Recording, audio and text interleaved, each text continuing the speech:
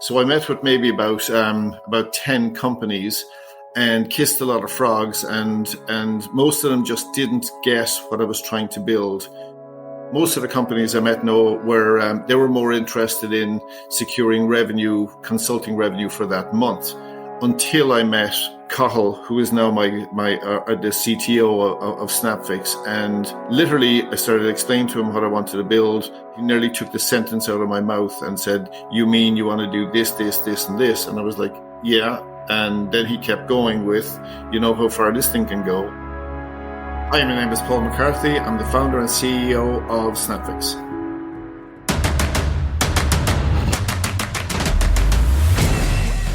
This is Code Story, a podcast bringing you interviews with tech visionaries who share in the critical moments of what it takes to change an industry and build and lead a team that has your back. I'm your host, Noah Lampard, and today how Paul McCarthy set out to ease property managers' pain and create the WhatsApp for property management. All this and more on Code Story. Paul McCarthy grew up in Cork, Ireland, and went to school there. He lives around the corner from the sea and likes to dip in now and again. Literally, swim in the ocean. He calls it a great shock to the system, but ensured that I know he doesn't spend a full hour in the water. 5 years ago, Paul was fed up with the archaic ways that properties were managing their safety, maintenance, and work orders manually through platforms like WhatsApp. He set out to build the simplest way to manage your hotel facilities and team using photos. This is the creation story of SnapFix.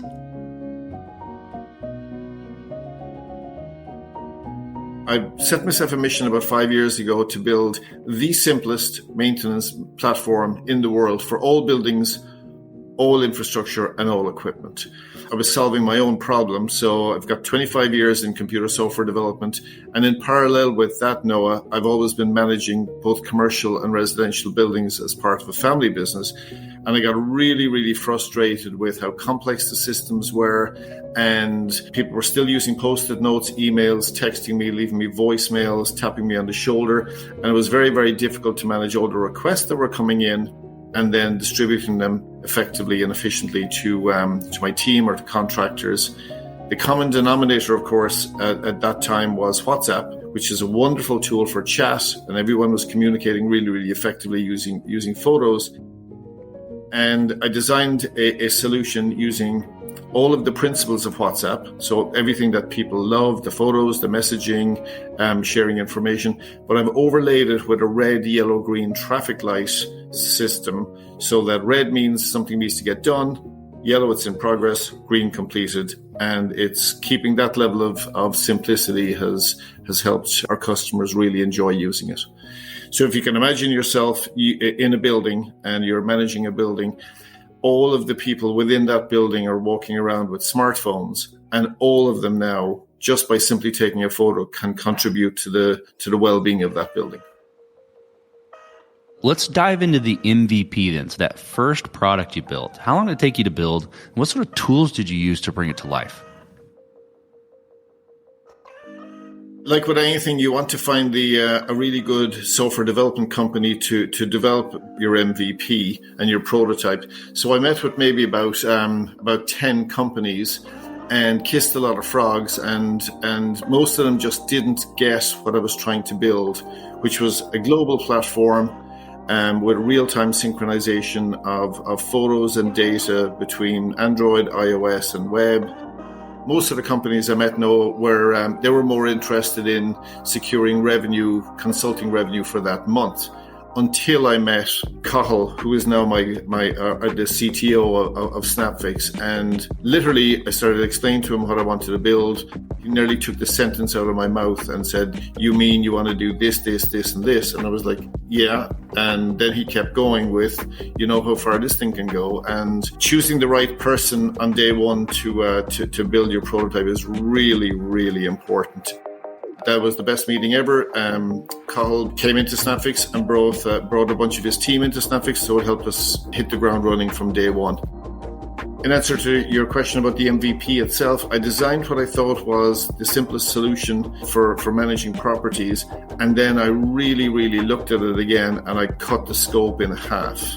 So I think a focus on simplicity is really important.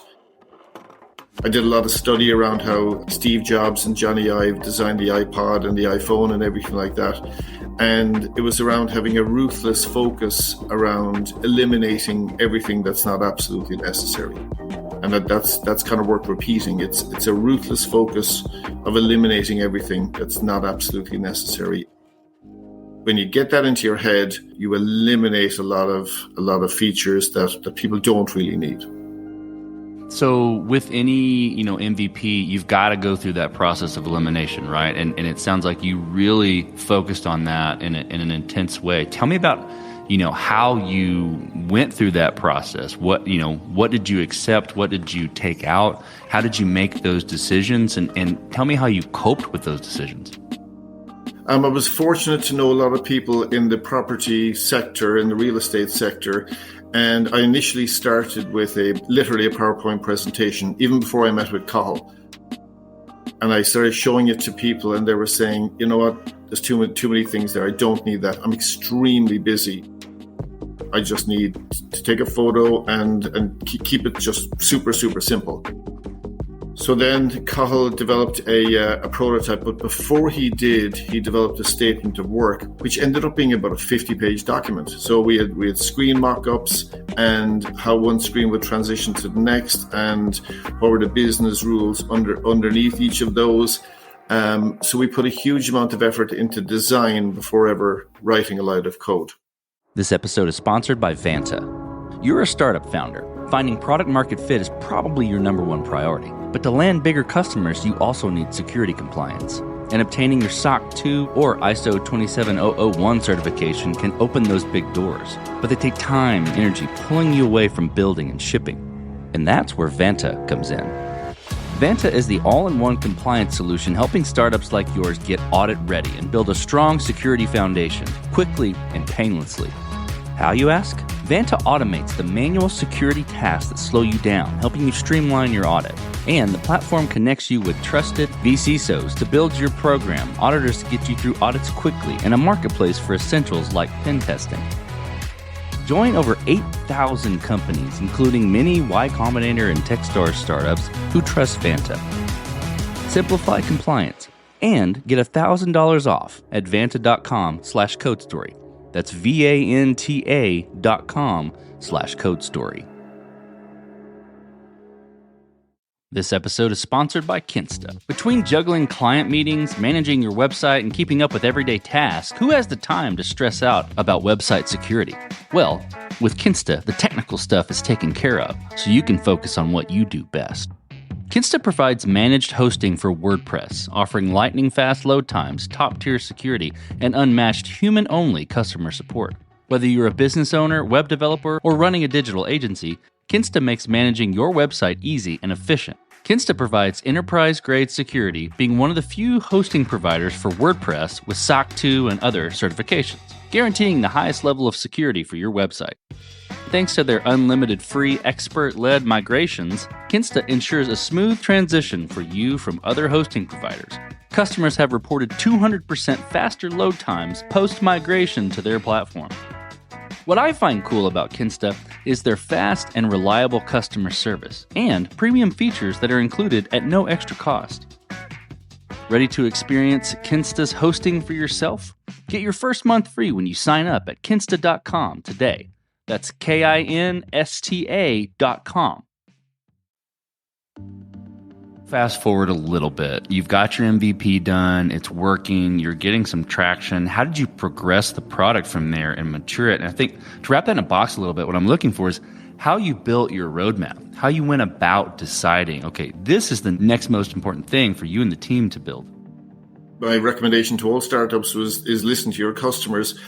So I was based here in Ireland, obviously, and so I drove literally from property to property, and customers that it really started resonating with were hotels. So hotels operate 24/7. They have a large audience of multilingual staff, and they demand the highest quality. So hotels started saying, you know what, this can really solve our multilingual team problem that we have. I started visiting more and more and more hotels, and they started using it for reactive maintenance, which is you've got a leaking tap, somebody in housekeeping takes a photo that instantly is seen by the maintenance team, and they can prioritize it and progress it to completion. And then they started explaining other issues they had within the property, and one of them being fire safety checks, for example. Many people would have still just been using paperwork and ticking boxes on sheets of paper saying, yeah, I've done the fire walk or the fire safety check. And in Ireland, hotels do that 3 times a day. So it's quite onerous, and it's a lot of paperwork, and it's very, very inefficient. And obviously, some people could be sitting in the basement having a cup of coffee, ticking off the checklist. So there was no verifiable proof that it was actually being done. So Colin and I looked at that problem, and we implemented a checklist feature, which was only halfway there. We integrated it into these little NFC tags that can be stuck on fire doors and screwed into the door frame. And now when the firewalks are being done by our customers, the person or the engineer is just walking along at quite a good pace, and they just tap their phone on the tag, and it gives a verifiable proof of presence. So it says Paul McCarthy attended fire door 17 at this date and time. So it's single tap simplicity and solving a real customer problem at the same time. Okay, let's switch to team then. So you told me about how you found Cathal. How did you build your team? And I'm curious what you look for in those people to indicate that they're the winning horses to join you. I think today the team is exceptional. The people we have today are very, very strong. In the early days, I definitely made some hiring mistakes. What I look for in the team is somebody who really gets what we're trying to build. We're on a mission here to build the next WhatsApp. This is going to be the maintenance platform with a focus on simplicity. And everyone, nearly 5 billion adults have a smartphone, and they can all communicate and collaborate together very, very easily now. So people who get that and who are all in on that mission. Identifying people as well who enjoy taking ownership of their own part of the business and having that autonomy to make decisions and to be fully on board with making mistakes. You know, I always explain to the team that we've got 10 items on our plan, and one of them is we're going to make a mistake. You know, so when it happens, yeah, we were expecting that to happen. And if we're not making mistakes, we're not moving fast enough. So it's having people who have the courage, who have the determination and the hunger to join us to try to do something very special in the world. Let's talk about scalability then. And this will be interesting given you went through probably a few cycles with some of these agencies before you found Cathal, and then built it through an agency and then brought Cathal in. So I'm curious how scalability was approached in the beginning. Was it built to scale efficiently from day one, or are you fighting this as you grow and gain traction? One of the things that most impressed me about Cathal and his architecture was he always approached it with a 10x design on day one. So if we were targeting 100 customers, he had it architected for 1,000. Then when we were at 1,000 customers, he had it architected for 10,000. So he always had the 10x view in his mind when he was architecting the solution from day one.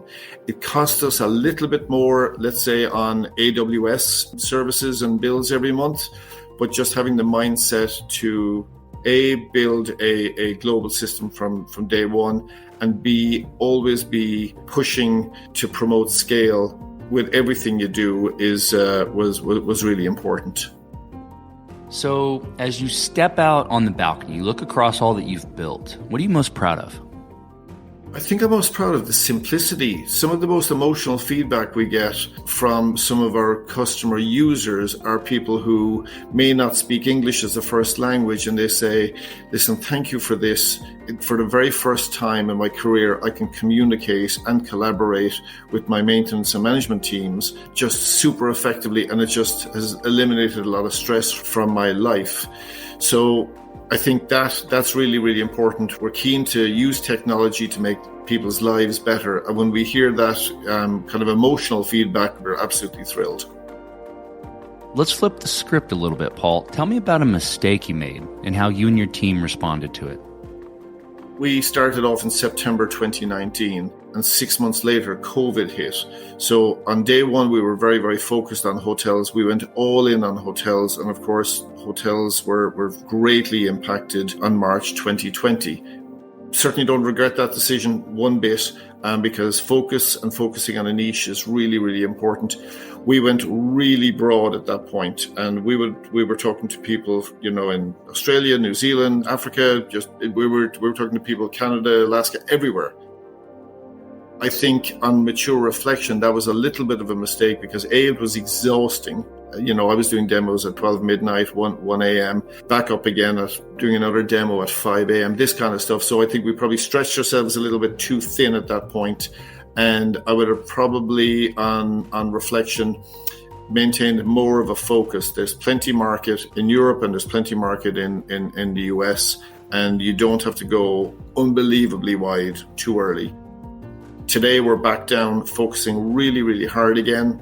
We're focusing really hard on hotels, UK and Ireland, and the East Coast of the US primarily.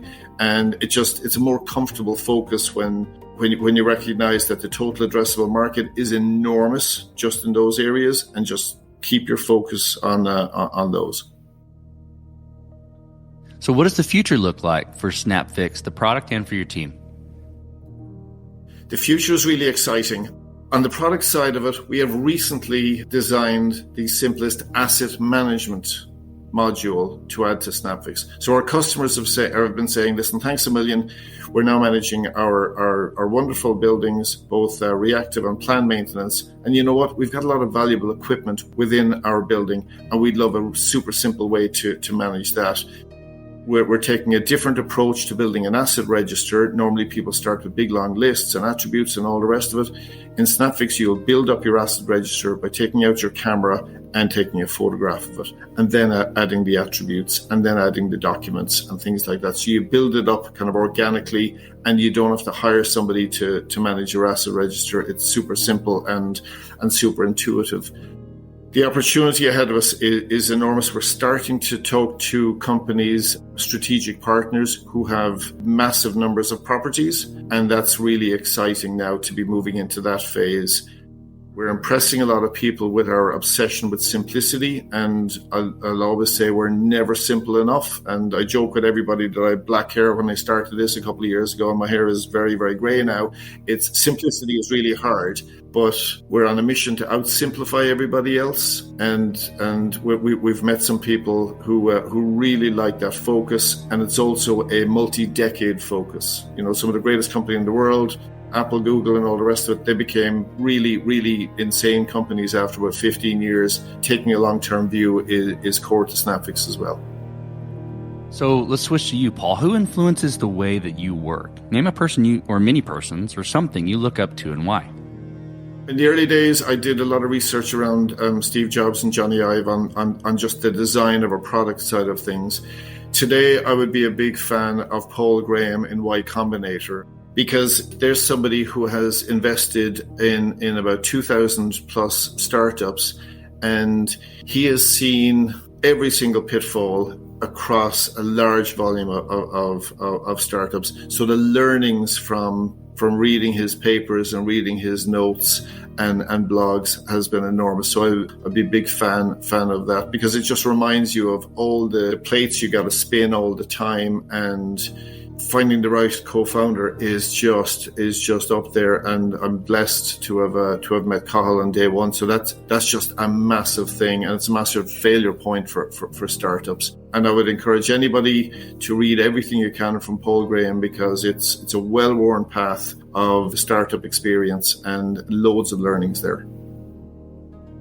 If you could go back to the beginning, what would you do different? Or is there any place you would consider taking a different approach in? We were mobile first, and we said we're not creating a web version of this. And obviously that changed when COVID hit and everyone was stuck in their bedrooms. And I always say we were doing B2B sales, which was bedroom to bedroom sales. We were in our bedrooms, they were in their bedrooms, but we were still able to sell SnapFix. Appreciating people who want to sit at their desk with a large screen and to be able to manage their teams would have been one learning from day one. So now we're available on Apple and Android and web, of course. And I think I held the view at the very, very beginning that this was going to be mobile to mobile. But desktop is very, very important. Okay, last question, Paul. So you're getting on a plane and you're sitting next to a young entrepreneur who's built the next big thing. They're jazzed about it. They can't wait to show it off the world. They can't wait to show it off to you right there on the plane. What advice do you give that person, having gone down this road a bit? Keep doing exactly what you're doing, because I do the same thing. I tell everybody about SnapFix. I was recently on vacation with my family at a location, and I sold them SnapFix. So it's just, if you're obsessed about it and if you've fallen in love with the problem, just keep telling people about it, because one of the things I have learned over the last number of years is when you speak to a lot of people over time, you eventually speak to the right people.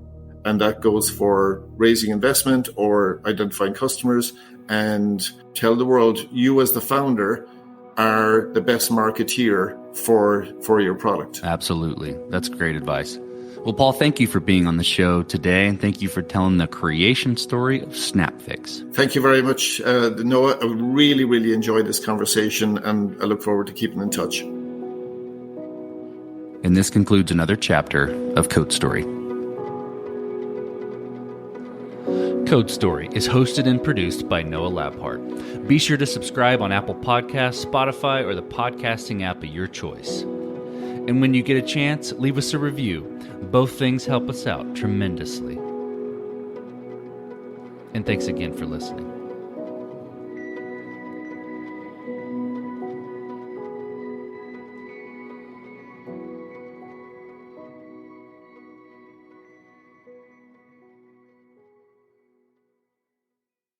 Now Taxes is 100% free when you file in the TurboTax app if you didn't file with us last year. Oh, yeah?